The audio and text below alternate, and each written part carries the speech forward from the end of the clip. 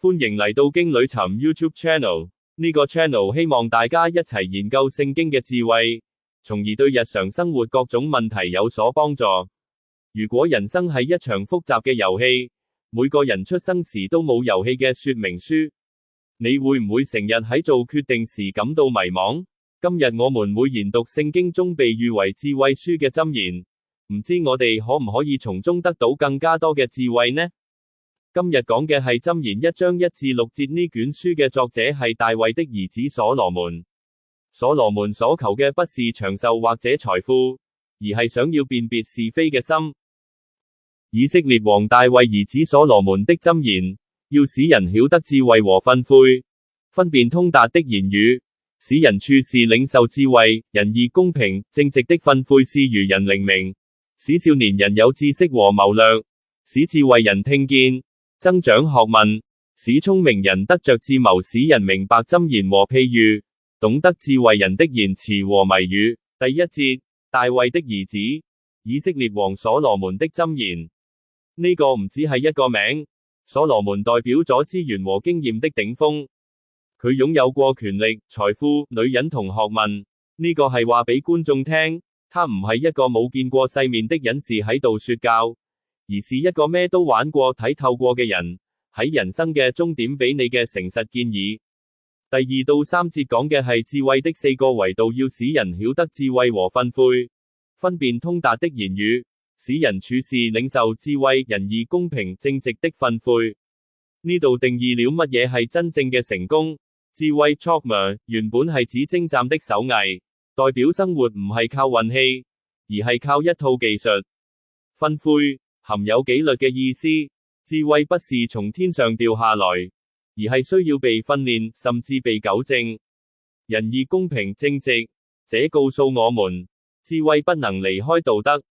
一個聰明但邪惡嘅人，在聖經眼中不是有智慧，而是危險嘅存在。第4節，係俾新鮮人嘅防坑手冊，使愚人靈明，使少年人有知識和謀略。呢度嘅愚人喺希伯來文係指心門大開，沒有防備的人，就好似一個初入社會，其他人講咩都信嘅職場新人。靈明係指精明，不被欺騙。第5到6節，係俾專家進階課程，使智慧人聽見，增長學問，使聰明人得着智謀，使人明白箴言和譬喻，懂得智慧人的言辭和幽暗的話。智慧係無天花板，如果你覺得自己已經識得好多，咁你正係處於最危險的時刻。智謀呢度嘅原意係導航掌舵，意思係讓你從一個跟隨者變成一個能帶領自己航向人生大海的舵手。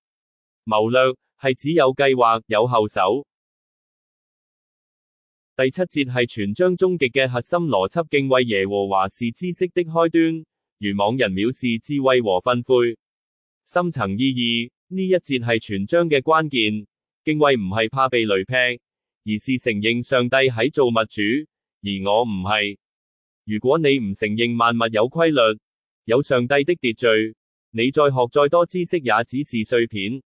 敬畏上帝就像地心引力，你可以唔信他，但如果你無視他從懸崖跳下去，受傷嘅會係你。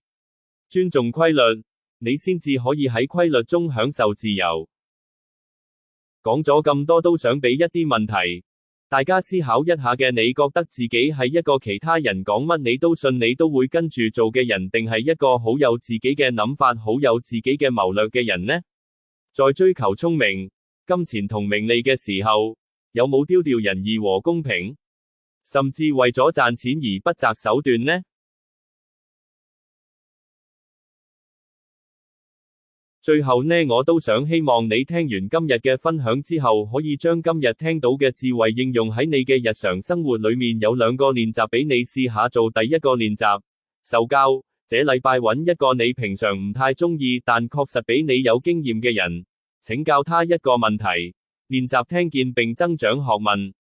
第2個練習係敬畏，每日朝頭早起身，先唔好睇手機信息，而係先花1分鐘同上帝講，主啊，今日你係我嘅老闆，我係你嘅員工，請指導我今天做的決定。